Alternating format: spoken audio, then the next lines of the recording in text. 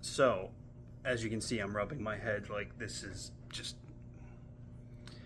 It almost adds insult to injury because in 2020, we had a choice between Joe Biden and Bernie Sanders. Now, I don't know that if Bernie Sanders won, which he definitely would have won, just saying if, that he would have ran for a second term. But we probably would not have had Trump because we would have had actual meaningful change or at least better messaging if we weren't able to get meaningful change through.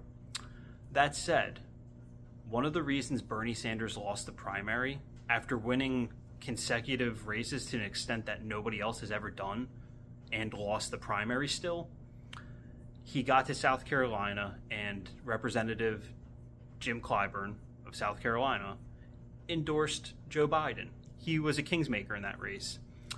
Well, Jim Clyburn just endorsed Zohran Mamdani in the New York City mayor's race. Not Cuomo.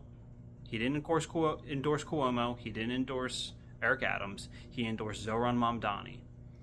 And it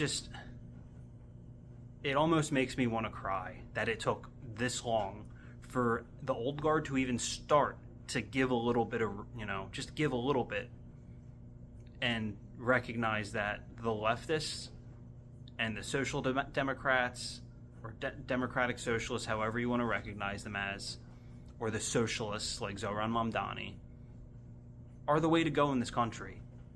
You can't keep having this incrementalist bullshit. You can't keep having this fake right-wing populism that leads to cuts to Medicaid and food stamps and more wars and tariffs raising prices and corporate socialism over direct socialism to the people, direct help. This is a big change. That's not something I've seen before. This is as if, there's nothing to compare it to. This is big. And hopefully people like Hakeem Jeffries and Chuck Schumer, I hope they step aside soon because they're horrible leaders, but hopefully the old guard and the leadership like them start to recognize and start correcting course.